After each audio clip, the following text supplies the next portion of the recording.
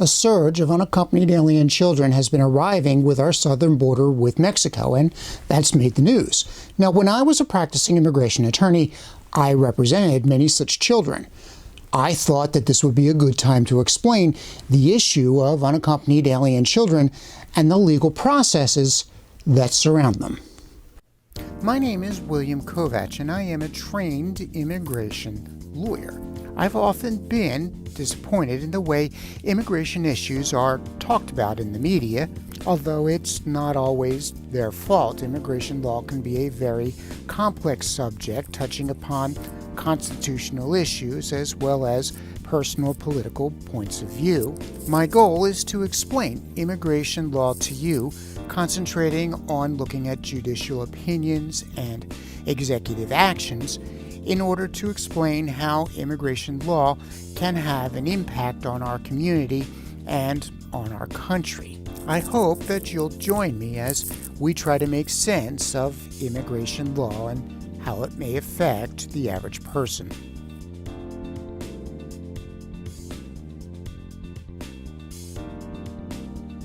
Let's start by defining what an unaccompanied alien child is, or a UAC.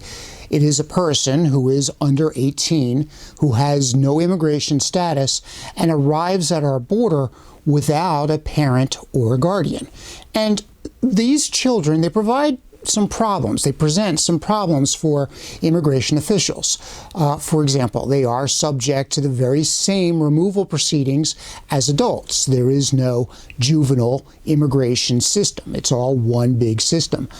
Also, it's not appropriate for these children to go through expedited removal. Expedited removal is where immigration authorities may apprehend an individual within 100 miles of the border, and without going through the court proceedings, they can just ship the person back across the border or ship them back to their home country.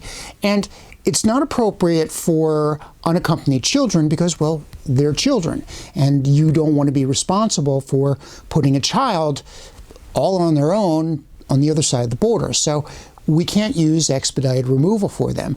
And we add the special danger of human trafficking, that these children are very vulnerable to being brought to the United States for bad reasons, for sinister reasons, whether that's for somebody's sexual gratification or for illegal labor reasons.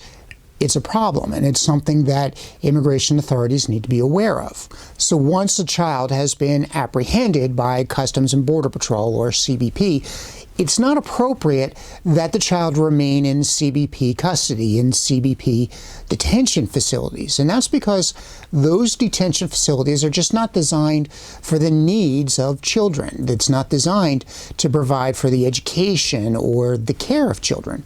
And so the law requires that the children be transferred to the custody of the Office of Refugee Resettlement, or ORR, which is part of the Department of Health and Human Services.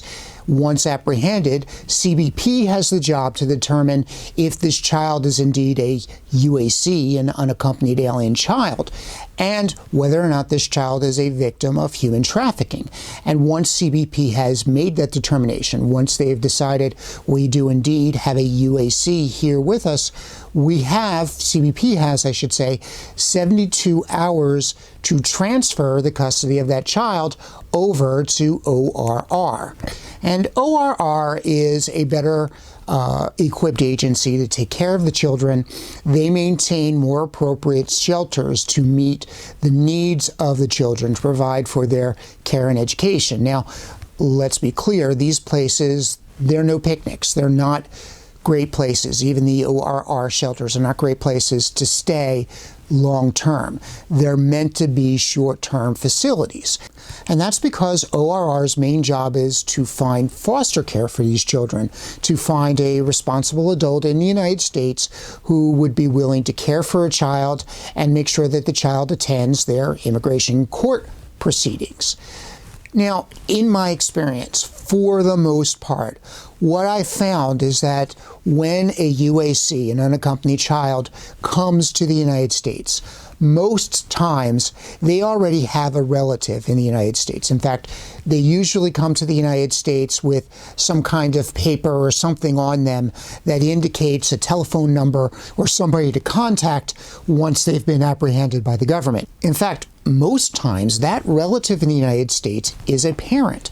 That is, usually a mother or a father has come to the United States first, set up their life here, started earning money here. Something has happened back home that prompts the need to get the child out of the home country, and so the child comes to the United States in order to rejoin their mother or father.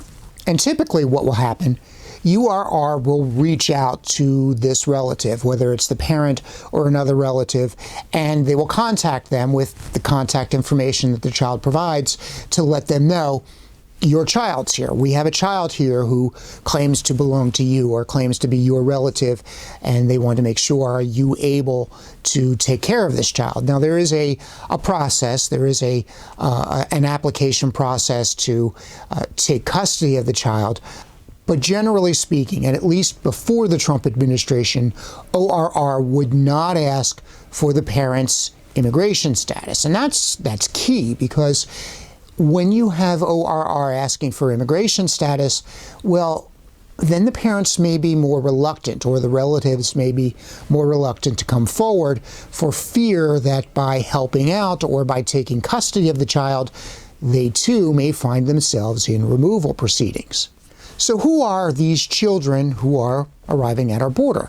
Well, beginning at around 2013 is when the United States started to see this explosion of unaccompanied alien children being apprehended at the border. And of the children who are being apprehended, at least since 2013, roughly about 2/3 of them are from the Northern Triangle region of Central America. That's Guatemala, Honduras, and El Salvador. And in my experience, most of these children are being reunited with a parent who has come to the United States first. So the question arises, why would the parent risk having a child come to the United States unaccompanied? After all, the journey north is rather treacherous. I mean, a parent or a relative has to hire a total stranger. They're called a coyote, and that coyote will then guide the child from, say, Guatemala through Mexico, up through Mexico to the northern border and into the United States. Crossing the border with the United States itself is dangerous, but in that northern region of Mexico, that area north right near the border, that area is dominated by the Mexican cartels, by these large illegal criminal organizations. A lot of times these organizations are set up as drug runners, but they do a lot more than that. They engage in kidnapping, they engage in murders, they're very territorial. So this is a very dangerous journey. And there's always this danger of human trafficking, particularly with the cartels, that the child or anyone else who is coming north may be kidnapped by the cartels and then snuck across the border and sold essentially into slavery in the United States. So very dangerous conditions. Why then would you trust a total stranger to bring your child through this? Some may argue that the whole idea of trusting your child to a coyote to bring them to the United States is nothing more than child abuse. Well, the real question here is, what's going on in these Northern Triangle countries, in these three countries of Central America, that is so bad, where the conditions are so horrible that it convinces the parents to take that huge risk, and that it would be a better course for the child to go through this process, to go through this dangerous journey in order to come to the United States? And, well, there's a very simple answer to that. The answer are gangs. The problem is that the governments of the Northern Triangle region, El Salvador, Honduras, and Guatemala, those governments just can't control their gang problem. Sometimes the gangs even have more power than the government in a particular region.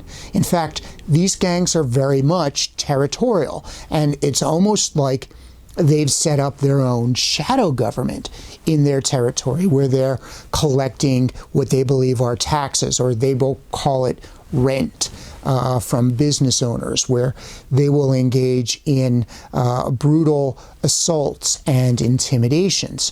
I mean, gangs routinely engage in extortion and robbery and rape and murder in their specific territory. And there's even gang wars that break out between rival gangs over maybe the edges of the territory. The two main gangs, by the way, are MS-13 and the 18th Street gangs, both of which have their roots in Los Angeles. And for the parents, the big danger comes from gang recruitment. That is, the gangs, once a child gets to be a certain age, and it's relatively young, it could be as young as 9, 10 years old, the gangs will take an interest, and the gangs will try to convince the child to become part of their operation, whether that's a simple job like to be a lookout or to be somebody who carries illegal narcotics for a short period so that if they get caught, they don't get in as much trouble as, say, an older gang member. But the gangs will recruit children this young, and the gangs will be very aggressive in their recruiting tactics. In fact, once a child has been recruited for, or has been targeted for recruitment, resistance to the recruitment efforts, that can mean death. It's very, very serious. If you've been targeted for recruitment by the gangs, very dangerous. And that's why parents are willing to take that risk, to put the child in the care of a total stranger, go through the dangerous journey, and come to the United States, because even that journey is safer than remaining in the home country and being there at the whim and at the mercy of these very dangerous gangs. So that's why we're seeing this big surge in unaccompanied children coming to our border, which now raises another question. You may have seen that many of these children are being held in the CBP detention centers for much longer than 72 hours. And, well, if the law requires CBP to transfer these children into ORR's custody within 72 hours, why are we seeing this overcrowding of the detention facilities? The question is that this is a really big surge. And, don't let the politicians and the biased news media outlets fool you. This surge really is nothing new. This has been happening, as I said, since at least 2013. Before 2012, we would see less than 25,000 unaccompanied minors being apprehended on a yearly basis. But in 2013, that number jumped to 40,000. And then that number jumped to almost 70,000 in 2014. And while Trump, he experienced something of a decline in the beginning of his first term, it still never went below 40,000 children a year. And in fact, despite the fact that the Trump administration adopted some of the most draconian immigration policies, specifically with respect to border security, the number of unaccompanied children coming to the border jumped to a record number of over 70,000 in 2019. So this surge, it has been continuing and has even reached its peak under the Trump administration. So one of the main lessons of the Trump administration is, despite harsh border policies, despite tighter security at the border, we still did not see a decrease in the amount of migrants flocking to the border. In fact, we saw an increase, and we saw an increase in particular in unaccompanied alien children. So the real question is, if we knew this surge was happening, and it was happening consistently, and the data from CBP shows this was a very consistent flow of unaccompanied children that was consistently high.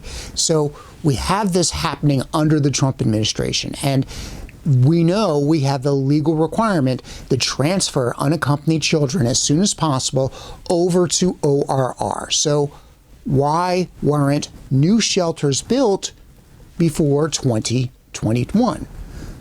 Well, the answer is obvious, and that's Trump's vanity project, the wall.